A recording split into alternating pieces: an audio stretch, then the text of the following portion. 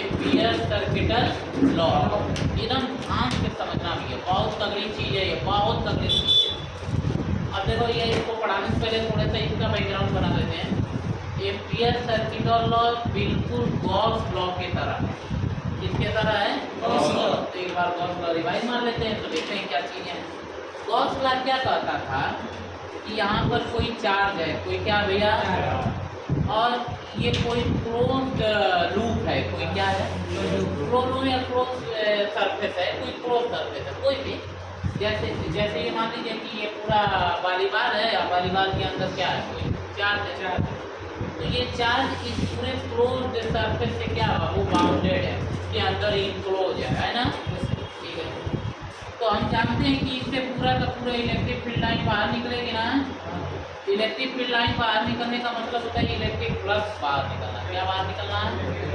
आपको याद है कि गॉस लॉ यही कहता था कि क्लोज इंटीग्रेशन, ध्यान रहे ना बाबू, close integration of electric field into DA बराबर क्यू इनक्लोज बाई क्या, एप्सिलॉन नॉट। यही था ना, ये किसका नियम था? Gauss law. किसका लॉ था भैया? गॉस का नियम था कि close integration of electric field into area is equal to 1/ε0 time of Q enclose. ये क्यू क्या है? इसके अंदर बाउंडेड चार्ज। क्यू कौन सा चार्ज है? ये जो क्लोज सरफेस है उससे बाउंडेड चार्ज। जैसे ये दरअसल क्यू ये कुछ नहीं है, इनक्लोज चार्ज है, ठीक है ना। हाँ, बात समझ में आ रही है ना? ठीक है, तो एम्पियर सर्किटल लॉ बिल्कुल इसी के तरह है, बिल्कुल इसी के तरह है, बिल्कुल इसी के तरह। हम आपको बताए थे, याद होगा आपको, हम आपको बताए थे कि इलेक्ट्रोस्टैटिक में यदि 1/ε टाइम इस्तेमाल हो रहा है तो मैग्नेटिज्म में क्या इस्तेमाल होता है बाबू? म्यू नॉट इस्तेमाल होता है। याद रखिए, इलेक्ट्रोस्टैटिक में यदि 1/ε टाइम इस्तेमाल होता है तो मैग्नेटिज्म में उसकी जगह क्या होता है? हाँ, इलेक्ट्रोस्टैटिक में जहाँ पे इलेक्ट्रिक फील्ड इस्तेमाल होता है वहाँ पे मैग्नेटिज्म में कौन सा इस्तेमाल होता है? मैग्नेटिक फील्ड इस्तेमाल होता है। पकड़ में बात आ रही है? आप जानते हैं तो और बढ़िया बात बताते हैं। इलेक्ट्रोस्टैटिक में जहाँ पे इलेक्ट्रिक डाइपोल मूवमेंट इस्तेमाल होता है, मैग्नेटिज्म में वही मैग्नेटिक डाइपोल इस्तेमाल होता है। देखो एकदम एक जैसी है। हम आपको बताए थे ना कि ये chapter number 4 just chapter number 1 का क्या है, रिवीजन है। क्या है? बस नाम बदल गया। तो देखो ये एक चीज है, यदि आपको उतना दूसरा चीजें लग रही हैं तो इसका मतलब रिवीजन की कमी है आपको। यदि आपको कोई चीज ऐसी लग रही हो इसमें ये नई चीज नई जैसी है तो इसका मतलब किसकी कमी है? हाँ, रिवीजन की कमी। ऐसा यदि महसूस हो रहा हो भी होगा आपको, हो रहा है कि नहीं हो रहा है, इसका सीधा मतलब है कि रिवीजन नहीं हुआ है। फिजिक्स, केमिस्ट्री और मैथमेटिक्स, बायोलॉजी ये ऐसे सब्जेक्ट हैं जिनको आपको पर डे पढ़ना पड़ेगा। पर डे आप एक भी दिन छोड़ दोगे ना तो आपको अगले दिन वो महसूस होगा कि आपको हल्का हल्का कन्फ्यूजन है। हाँ, आप पर डे रेगुलर लेकर चलेंगे ना तो कोई कन्फ्यूजन नहीं रहेगा, सब अप टू डेट रहेगा। और अप टू डेट रहेंगे तभी काम चल पाएगा। अप टू डेट रहने वाला बच्चा ही कोई एग्जाम क्रैक कर पाता है, नहीं तो अप टू डेट नहीं रहेंगे तो कोई एग्जाम नहीं क्रैक कर पाएंगे। चलो भैया सुनो, एक क्या गॉस लॉ आपको समझ आ रहा है ना? अब आपको समझ में आ गया गॉस लॉ में दरअसल यही तो है, close integration of E into D A into E क्या है? इलेक्ट्रिक। ए क्या है? डी ए क्या है? एरिया है। डी ए क्या है? एरिया। बराबर होता है 1/ε0 इंटू क्यू इनक्लोज। कौन सा चार्ज बचा? इनक्लोज चार्ज कौन होता है? जो किसी सरफेस एरिया के अंदर रहता है, किसी सरफेस एरिया के अंदर। अब सोचो यदि मैग्नेटिज्म में इस्तेमाल करें, यदि किसमें इस्तेमाल करें तो इसी रूप को, इसी फॉर्म को बदल देंगे। देखो कैसे बदलेंगे? क्लोज ये तो रहेगा ही रहेगा, ई के जगह बी और एरिया के जगह लेंथ होता है। एरिया की जगह क्या होता है? लेंथ। अब यहाँ पर देखो भैया इसके जगह क्या है? और ये चार्ज की जगह करंट होता है, क्योंकि मैग्नेटिक फील्ड किसकी वजह से जनरेट होती है? हाँ, और इलेक्ट्रिक फील्ड किसकी वजह से जनरेट होती है? क्या लॉजिक समझ आ रहा है? तो इसलिए इस Q इनक्लोज की जगह क्या रहेगा, I। यही एम्पियर सर्किटल लॉ का मैथमेटिकल फॉर्म है भैया। क्या आप दोनों नियम मैच कर पा रहे हो? क्या दोनों नियम टैली कर लोगे आप? क्या एक नियम से दूसरा नियम बना लोगे आप? क्या इससे ये बना लोगे आप? ये आना चाहिए हमें, इस तरीके का आना चाहिए, लिंक बनाने आना चाहिए कि हम एक चीज़ समझ गए दूसरी चीज़ में कैसे उसको पैटर्न वाइज उतार सकते, ताकि भूलेंगे नहीं चीज़ों को। तो इसका मतलब एम्पियर सर्किटल लॉ किस लॉ से मैच करता हुआ नहीं है, गॉस लॉ से मैचिंग लॉ है। क्या लॉजिक समझ आ रहा है? ठीक। अब थोड़ा और बात करते हैं। दरअसल आप ध्यान दो, इसमें है क्या, हम बता थोड़ा सा। गॉस लॉ में ये जो सरफेस आप लिए थे, ये कौन सा सरफेस कहलाता था? बहुत सही, गॉसियन सरफेस। ये कौन सा सरफेस कहलाता था? गॉसियन सरफेस, है ना? तो ये इसमें जो ये एरिया थी वो किसकी एरिया थी? उसी तरह गॉस लॉ में गॉसियन सरफेस लिया तो एम्पियर लॉ में एम्पीरियल लूप लेंगे। हाँ, मैच कराओ। पहले हम आपको सिखाना चाह रहे हैं कि कैसे टैली गिराते हैं, है ना? कैसे tally eye to eye contact करो, गॉस लॉ का किसके साथ कनेक्शन बनाओ, ये सीखना, ये मेन चीज, ये मेन।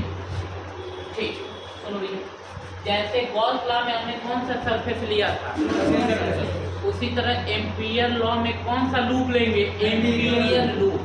तो इसमें ये गॉस सरफेस का एरिया था, तो ये किसकी लेंथ होगी? Amperian loop. वेरी गुड, देखो टैली बराबर ये किसकी लेंथ है भैया? Amperian loop. Good good. Length of कौन सी लूप? Amperian loop. ध्यान समझना बाबू, कोई तकलीफ वाली बात नहीं। ये किसकी लंबाई है? एम्पीरियल लूप की लंबाई है। किसकी लंबाई है बाबू? बहुत बड़ी। ये तो मैग्नेटिक फील्ड तो जानते ही हो, कोई दिक्कत तो नहीं है ना? अच्छा, अब चीजों को और समझते हैं, चीजों को और जरा समझते हैं। जैसे गॉस लॉ में याद होगा कि E इंटू डी ए बराबर ये 1/एप्सिलॉन टाइम Q इनक्लोज होता था। ये कौन सा चार्ज था? गॉसियन सरफेस से बाउंडेड। उसी तरह ये कौन सा करंट होगा? एम्पीरियल लूप से बाउंडेड करंट, है ना? तो ये क्या भैया? करंट, हाँ, करंट इनक्लोज्ड बाय, है ना? इनक्लोज्ड बाय कौन सा लूप?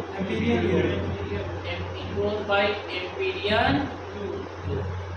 देखना भैया, ध्यान समझते रहो, बस समझते रहो। एक बार आप समझ गए ना तो इसका एप्लीकेशन आप सीख लोगे, नहीं तो ये बहुत अच्छे अच्छे लोगों को ये नियम पकड़ में ही नहीं आता कि इसका एक्चुअल मीनिंग क्या है। हम बताते हैं। अब एक सवाल यहाँ पे सबको जनरेट हो रहा है, एक दिमाग में एक सवाल सबको आता है, मुझे भी आ रहा है कि ये एम्पीरियल लूप क्या है? गॉसियन सरफेस तो समझ रहे हैं, ये एम्पीरियल लूप का क्या है यहाँ महत्व है? अब वो समझते हैं, घबराओ। देखो भैया सुनो, एम्पीरियल लूप क्या होता है हम बताते हैं। मान लो ये कोई वायर है, क्या बाबू? वायर। क्या है? कोई वायर पतला नहीं है बल्कि मोटा वायर ले ले रहे हैं। कैसा वायर ले ले रहे हैं बाबू? मोटा वायर। ऐसा नहीं है कि पतले वायर के लिए वो लॉ एप्लीकेबल नहीं है, एप्लीकेबल है, लेकिन हम समझाने के लिए आपको कौन सा वायर लिए? अब देखो ये वायर है ना। अब सोचो इस वायर, पूरे वायर में, मतलब पूरे वायर में करंट जो है वो आई जा रही है। क्या जा रही है? आई। क्या जा रही है? आई। अब आप बता सकते हो कि मैग्नेटिक फील्ड बनेगी कि नहीं? बोलो, क्या मैग्नेटिक फील्ड बनेगी कि नहीं? बनेगी सर। मैग्नेटिक फील्ड यहाँ पर अंदर जाएगी कि बाहर? इनवर्ट या आउटवर्ड? इनवर्ट या आउटवर्ड?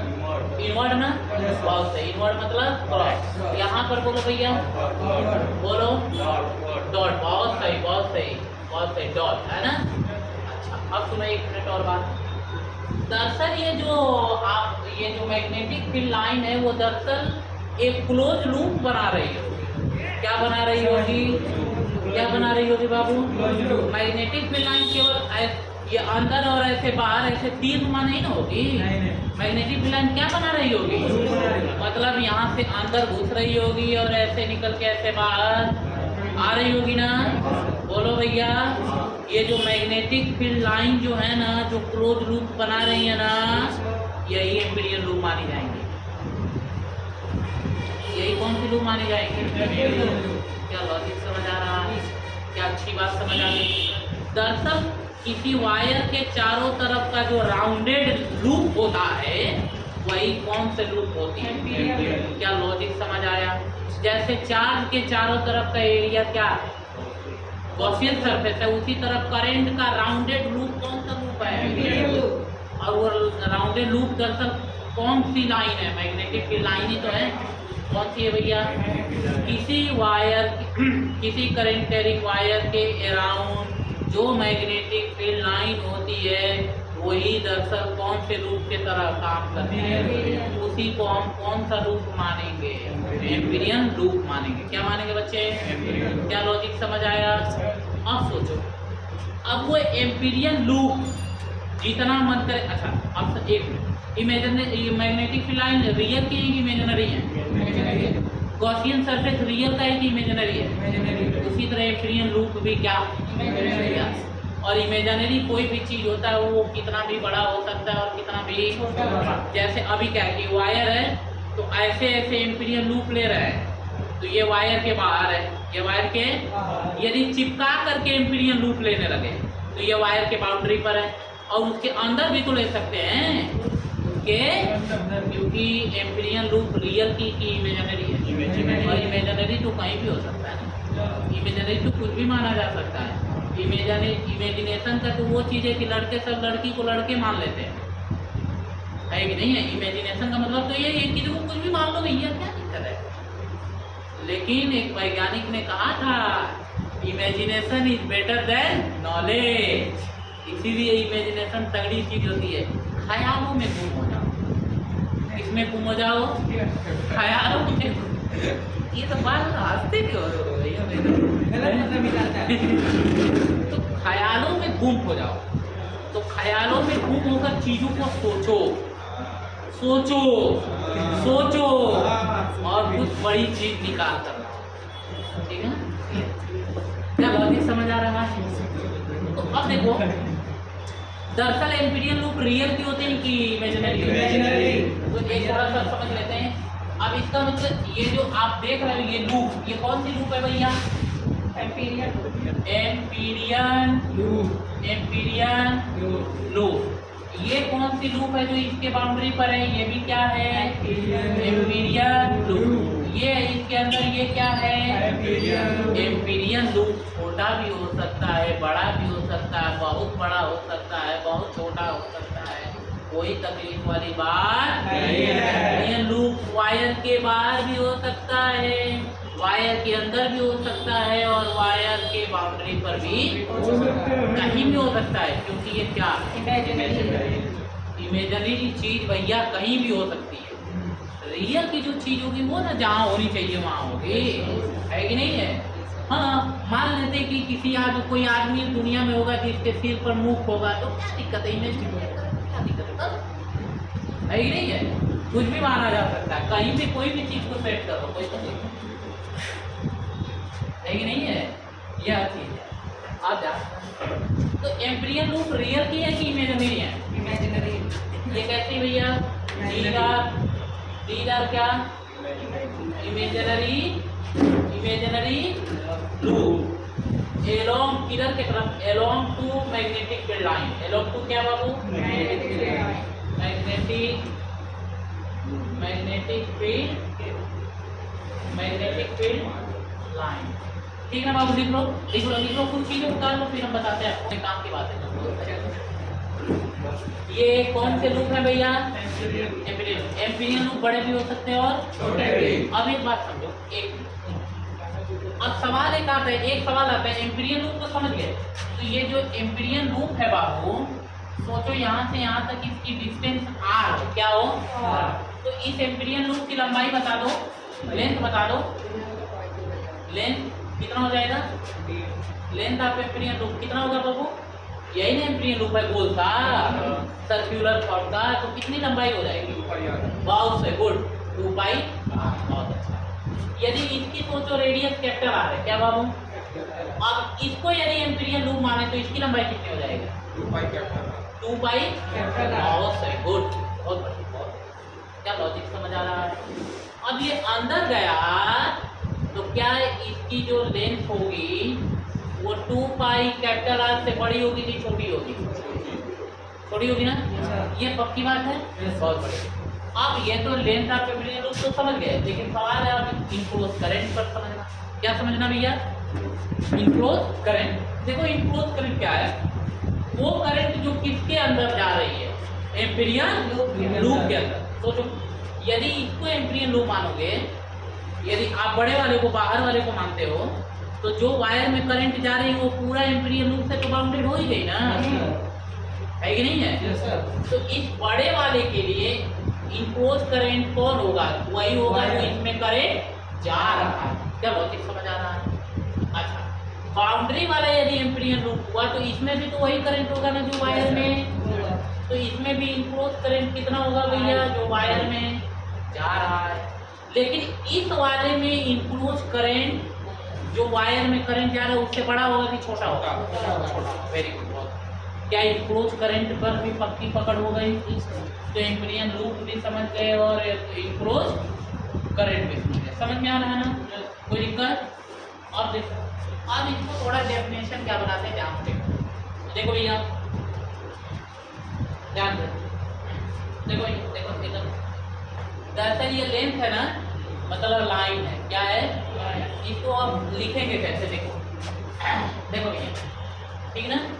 द लाइन इंटीग्रल, ध्यान से देखना, द लाइन इंटीग्रल या द लाइन इंटीग्रेशन, ध्यान से देखना। लाइन इंटीग्रेशन का मतलब हम लेंथ के अबाउट इंटीग्रेट कर रहे हैं ना, लेंथ का नहीं इंटीग्रेशन कर रहे हैं। किसका इंटीग्रेशन कर रहे हैं बाबू? देखो, the line integration of product of magnetic field, product of magnetic field and length of Amperian loop is equal to the mu naught time of enclose current. इसी को देखकर लिख देंगे और लिख दो the line integration of product of क्या भैया? Product of magnetic field and length of क्या बाबू? लेंथ ऑफ कौन सी लूप? Amperian loop. कौन सी loop? Amperian loop is equal to क्या? Is equal to L mu naught time of क्या? Of current, of current. और कौन सा current? Imposed by the loop, imposed by the. और लूप में कौन सा लूप? हाँ देखो, तो इसी को देख कर नहीं दिया था खत्म। मेन चीज है अंडरस्टैंडिंग बिल्ड करना, बाकी ये सब कुछ है नहीं, इसका कोई मतलब नहीं।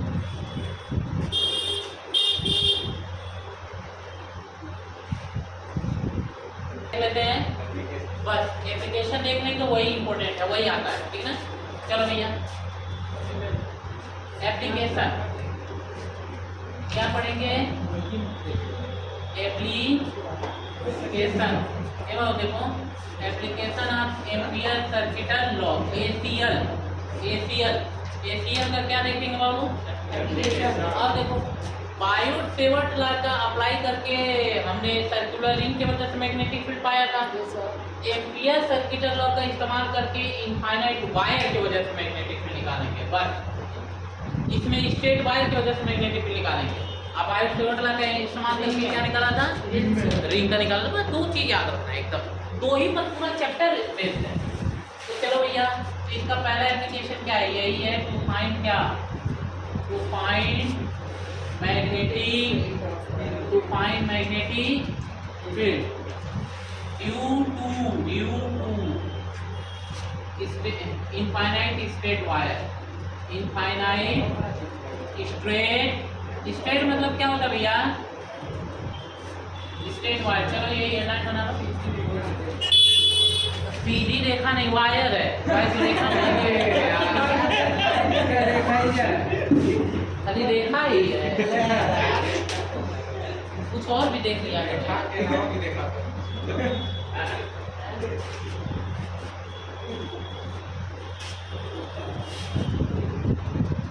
लाइन देखो, लाइन देखो मानो ठीक है, बढ़िया है। लिख लिया भैया। क्या निकालना है? To find magnetic field due to infinite straight loop नहीं है यार, वायर।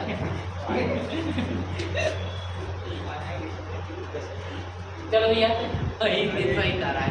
इनफाइनाइट स्टेट लूप कैसे हो सकता है? ऐसा सही नहीं हो पाएगा ना। कहाँ से लूप मतलब पूरा वो दिक्कत हो जाएगा।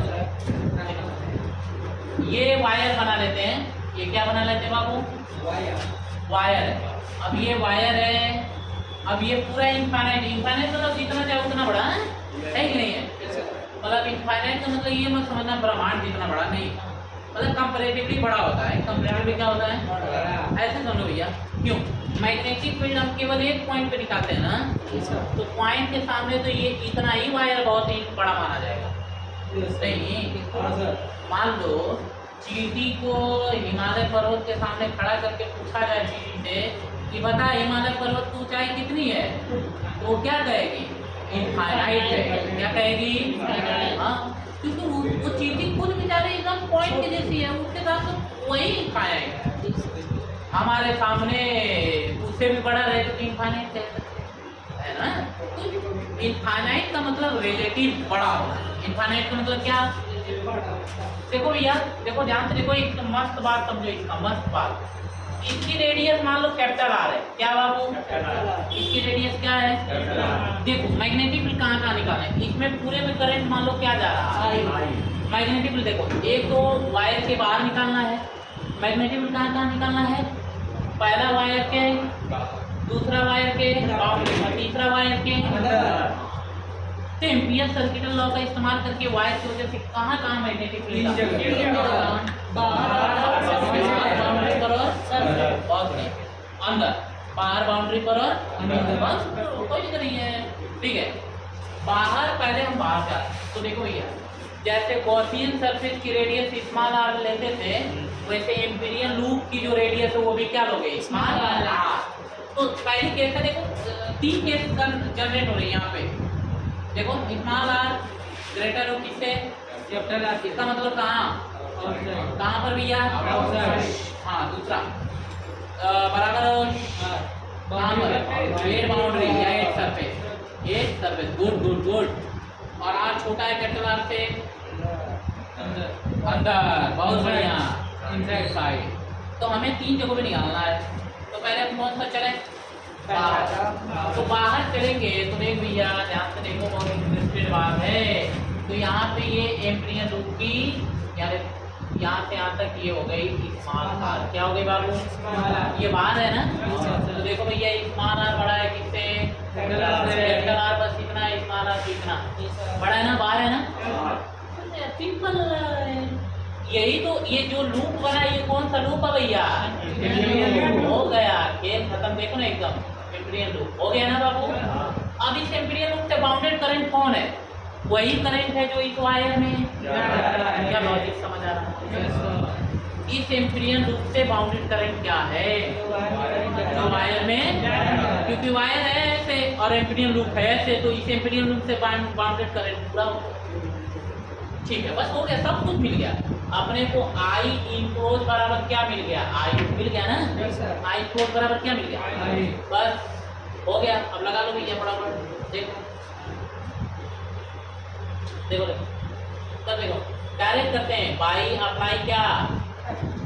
बाई अप्लाइंग ACL क्या लगाते हैं? क्या लगाते हैं? ACL। यही तो है, BDL बराबर म्यू नॉट आई। तो यही ना है भैया। तो BDL, बी तो कांस्टेंट बाहर हो जाएगा, बच जाएगा DL। Mu not I close की जगह कौन? कौन? ये क्या है? ये पूरी लंबाई है एम्पीरियन लूप की। तो एम्पीरियन लूप की पूरी लंबाई कितनी होगी? 2 पाई आर। बस हो गया। तो B इंटू क्या बच्चे? 2 पाई आर बराबर क्या? Mu not I. B बराबर क्या हो गया? म्यू नॉट आई बाई क्या? 2 पाई आर हो गया। फार्मूला बन गया। क्या लॉजिक समझ आया? कुछ हमने नहीं किया। ये दरअसल ये क्या बाबू, ये जो ऐसे है टोटल लेंथ अब क्या है, टोटल लेंथ ऑफ एम्पिरियन लूप, और एम्पिरियन लूप की टोटल लंबाई कितनी हो जाएगी, 2 पाई आर। बहुत सही, गुड। आप ऐसे समझो ना, कुछ है थोड़ी ये सब। क्या लॉजिक समझ आया? थोड़ा सा आपकी याददाश्त पढ़ाता हूँ, देखना पहली भिड़ाने वाला केस।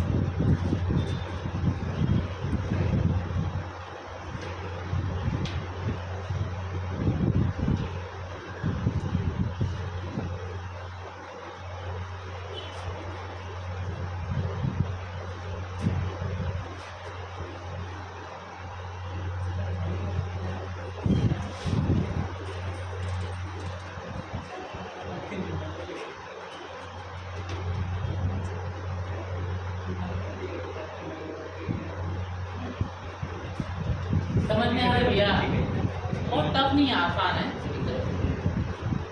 और डायरेक्ट हमने अप्लाई कर दिया एमपीएस सर्किट लॉ। आपको पता ही है कि कौन कौन क्या है, बस हो गया। इसीलिए हम पहले समझाएं कि डीएल क्या है, आई फोर्स क्या है, ताकि ये काम आ जाए तुरंत।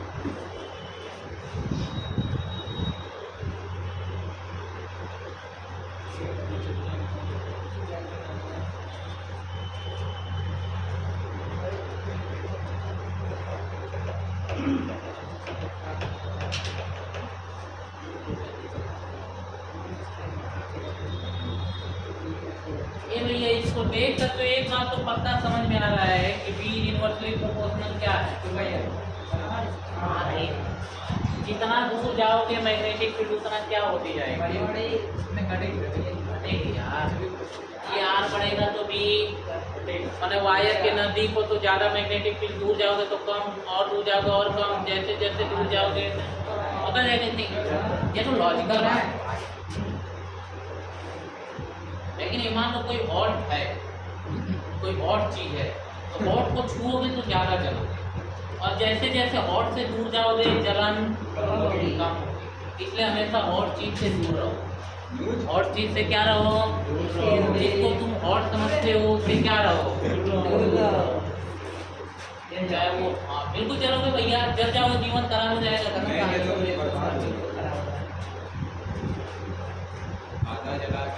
हो गया सर, हो गया।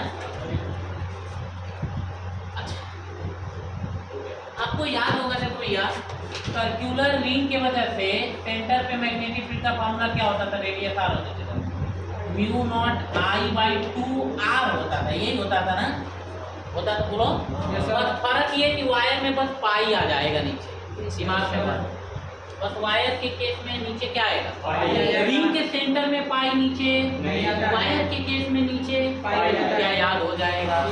फार्मूला बोलोगे तो नहीं ना, फार्मूला बोल के पूरा स्पॉइल हो जाएगा, ठीक है ना। पता चले कि युद्ध के मैदान में गए और हथियारें नहीं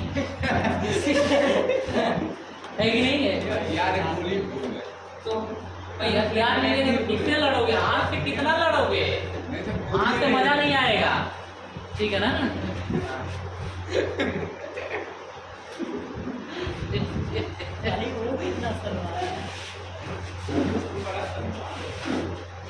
देख लिया माना चाहिए, लोग बाहर तो बहुत गजब में लाइन में। अब कहाँ पे निकालना है, boundary, boundary case number 2, if small R बराबर क्या बाबू, कैपिटल आर, कहाँ पर, एट सरफेस ना, एट कहाँ पर, सरफेस, ठीक है। इसके लिए यदि लूप बनाना हो तो ये तो कैपिटल आर है, ये क्या है, कैपिटल आर है ना भैया, और ये आपका एम्पिरियन लूप हो गया, ये एम्पिरियन लूप हो गया। तो इसका मतलब स्मॉल आर बराबर क्या, जहाँ पे स्मॉल आर है वहाँ क्या डाल दो, कैपिटल आर हो गया, बी बराबर म्यू नॉट आई बाई क्या, 2 पाई कैपिटल आर, बस हो गया केस खत्म। ये दरअसल मैक्सिमम वैल्यू है, कौन सी वैल्यू है बाबू, मैक्सिमम। तो वायर की वजह से मैक्सिमम मैग्नेटिक फील्ड कहाँ होएगा, उसके बाउंड्री पर सरफेस पर, मोटे वायर की वजह से, है ना। अब कहाँ निकालना है, अंदर। अब अंदर में देखो, अंदर में लोचा केवल इनक्लोज करंट में आएगा, किसकी वजह से आएगा, लोचा कहाँ पे आएगा? इनक्लोज करंट में, वही निकल जाएगा, फेल हो जाएगा बस। इनक्लोज करंट का फेल है बस।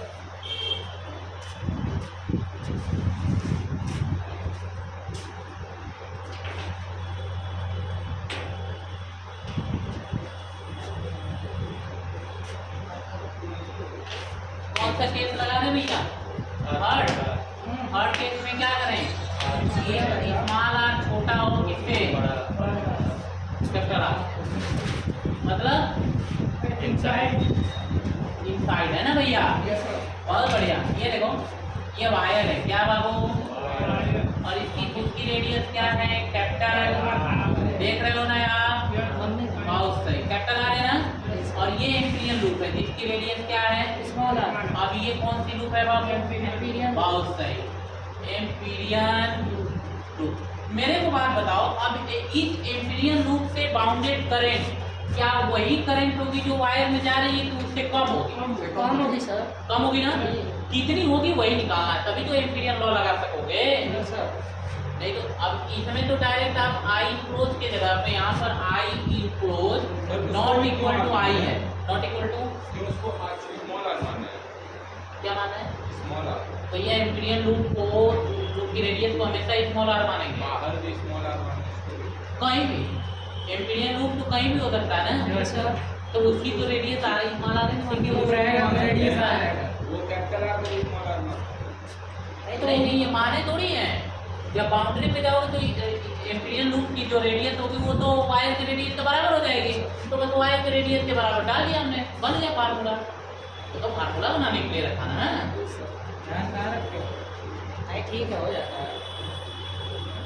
चलो भैया एक बात क्या और बताओ, इस लूप जो एम्पीरियन लूप बना है अब नया वाला, इससे जो बाउंडेड करंट होगी क्या आई के बराबर होगी? क्या आई से छोटी होगी कि बड़ी होगी? आई से छोटी होगी सर। छोटी होगी ना, पक्की बात है ना? अब कितनी होगी वही निकालना है। तो वही सवाल है। अब हम काम करेंगे फॉर आई इनक्लोज के लिए। किसके लिए काम करेंगे बच्चे? आई इनक्लोज के लिए। किसके लिए काम करेंगे? बहुत बढ़िया। तो देखो कैसे, देखो भैया पूरा कैपिटल आर, देखो कैपिटल, ध्यान से सुनो मैं क्या बोल रहा हूँ। कैपिटल आर रेडियस वाले कैपिटल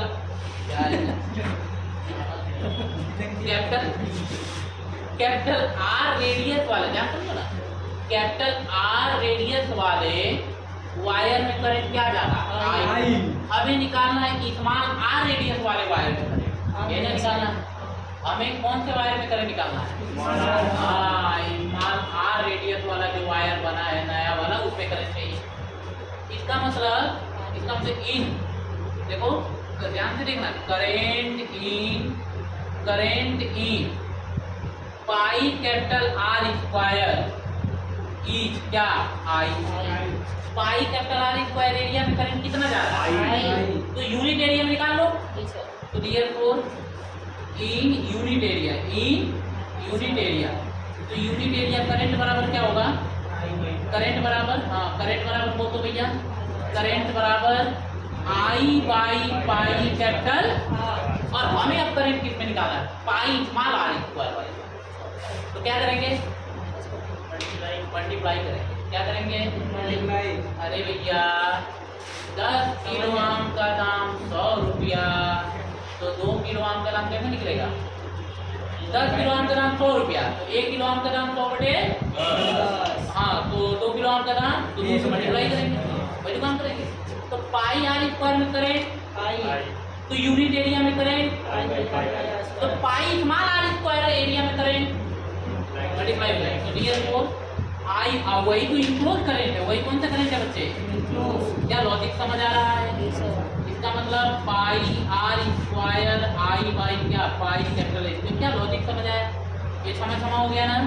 तो आई इनक्लोज बराबर आ गया I small R square by क्या? कैपिटल आई इनक्लोज आ गया। अब डायरेक्ट क्या लगा सकते हो आप? एम्पियर सर्किटल, तो लगा दो, तो खेल हो गया पूरा खेल हो गया, पूरा खेल हो गया भैया। देखो पूरा खेल हो गया यहाँ पे। तो देयरफॉर बाई क्या? By ACL by ampere circuital law. तो यही है BDL बराबर म्यू नॉट I इनको कुछ करना नहीं है, B तो बाहर हो गया और BDL हो गया बराबर म्यू नॉट I इंक्लूड की जगह क्या डाल दें, I हमारा R² बाई क्या लॉजिक समझे, ये तो पूरा एम्पीरियल सर्किटल एम्पीरियल लूप की लंबाई है ना, एम्पीरियल लूप की लंबाई 2 पाई RA होगी ना। हाँ तो B इंटू क्या बचा 2 पाई स्मॉल r की कैपिटल R, बहुत बढ़िया बहुत बढ़िया, 2 पाई स्मॉल r क्योंकि इसकी रेडियस क्या है, हाँ mu naught I small R² में क्या कैपिटल R² क्षमा क्षमा हो गया है ना, B बराबर हो गया, ध्यान से देखो म्यू नॉट I हाँ बाई 2 पाई कैपिटल R का स्क्वायर। ये कहाँ पर मैग्नेटिक फील्ड का फॉर्मूला है, इनसाइड। तो इनसाइड में क्या है कि B डायरेक्टली प्रोपोर्शनल आ रहा है, B डायरेक्टली प्रोपोर्शनल क्या है, मतलब जैसे जैसे देखो सेंटर से जैसे जैसे हम ऐसे आगे बढ़ेंगे मैग्नेटिक फील्ड बढ़ती जाएगी, बाउंड्री पे सबसे ज्यादा हो जाएगी, अब फिर उसके बाद आगे बढ़ेंगे तो कम होने लगेगा। क्या पूरा बात समझ आया? अब ग्राफ बना सकते हो, अंदर डायरेक्टली है और बाहर इनवर्सली। ग्राफ समझ आ गया कैसे बनेगा, अंदर डायरेक्टली बाहर इनवर्सली, समझ आ रहा है ना? चलो उतार पहले फिर ग्राफ बनाते हैं।